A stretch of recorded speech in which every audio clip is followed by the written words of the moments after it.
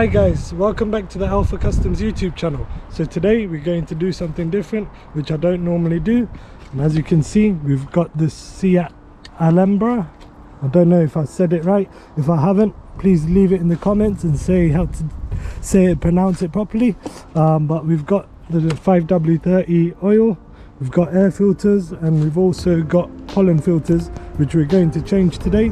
And this car, I don't know when it's been serviced last, but today, since it's taken me on a huge journey and taken all this for me, as you would have saw in the last video, all the car parts for the 7 Series, I thought let me just treat this car today and let's put some oil in, fresh oil, fresh filters, so that the van is running smooth again. So let's get straight into it. If you're new to this channel, please do remember to like, subscribe and comment and be part of this Alpha Customs journey, and let's get crack-a-lacking. This is going to be a DIY job, so I've already removed the covers, and as you can see there's like a little leak here, so I'm gonna get some brake cleaner and try clean this out to see where the leak is coming from later on.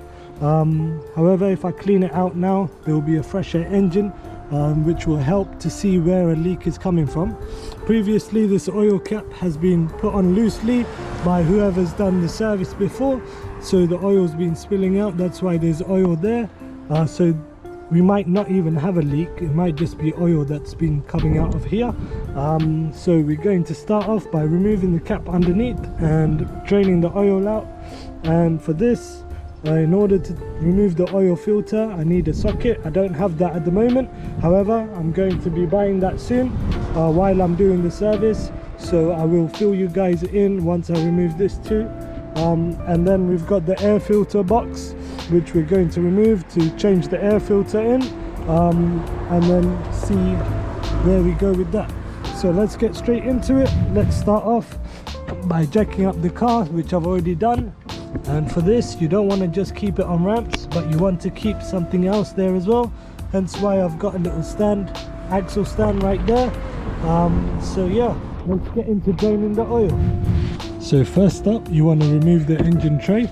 So there are 4 bolts, I believe. They're all 10mm. There's one there, one there, and then there's one right up there,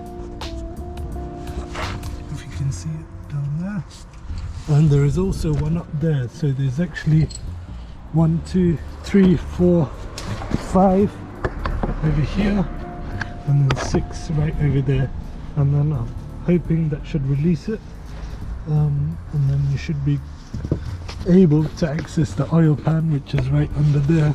I'm not sure if you can see it, which is right in there. So let's remove this first. At least if you get a bit of access, then it's enough. So once you have removed the cover, this is how it will look. And as you can see here, there is a bolt.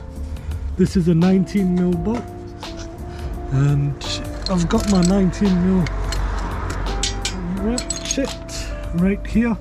So we're going to remove this, and before we remove this, we want to make sure we have something to catch the oil, as it will come out quick. So you want to just keep it there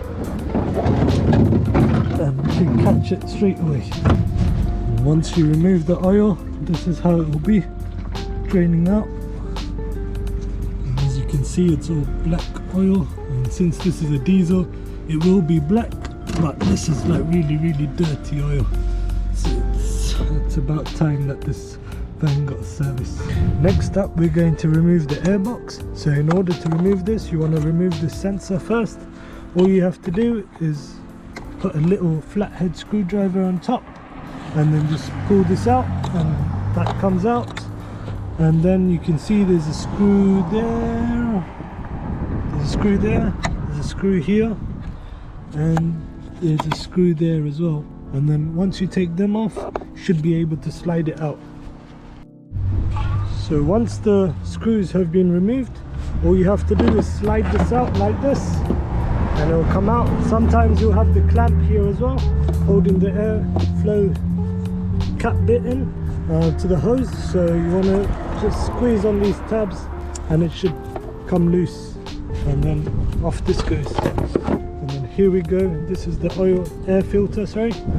and then as you can see it's been used quite a bit. It's time for a new one. So if this is your first time doing it, take a picture of how it looks, and it looks like that. And you can see on the new air filter, because here you can see a big difference on the color of it. So we're going to install that. All we have to do is take this out. During this time it's good to clean this out too. You can do this with a hoover or air compressor. So I'm just going to get that cleaned out now. All we're going to do is put the new air filter in like this, and then start putting it back together. All we do is put it back together and put the screws back on and put this clamp back on, and the air filter is done. We're going to go on to the oil filter removal. This is a 76mm oil filter wrench that we're just going to put on, and then remove this bit and then remove the oil filter. Once you have removed this, you want to have like a bucket or a bin or something like this where you can just put this straight into. So I'm going to take this, put it straight into the bin. Here it goes, out it goes. And then remember from the old video I talked about O-rings. So there's O-rings here. These are just seals that are on the oil filter cover. You want to remove them. The way that you want to remove them is putting a flathead screwdriver behind and then releasing it slowly. Same with those. People tend to forget about these ones since they're so small. So don't forget about those, and don't forget about these. And then you can add your next filter on. Before adding the new filter in, it's best to get the O-rings put on and then clean this out as well with a bit of tissue, and add a bit of fresh oil onto the filter too, just to lubricate it, and then you're done. All you have to do is then attach the filter to the housing and then put it in. So this is pretty much done. The oil filter has been changed and it's new. The air filter has been changed and it's new. All we've got left to do is the pollen filter and the oil filter.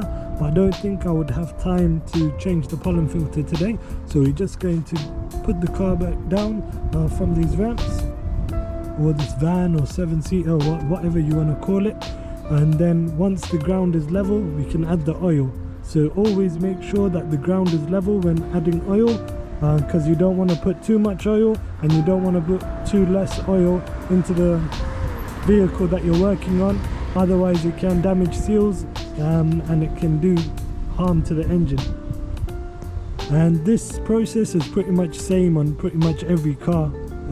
So if you want to carry out your own oil service, instead of taking it to a mechanic, then you can do so, and then you can save a lot of money by doing that. So let's get to work, put this thing back together. By the way, to do a service you don't need to take off the bumper. I just took this off because I'm doing something else as well. So now that the oil cap is removed and the car is now level, or the van is now level, and I've taken off the ramps.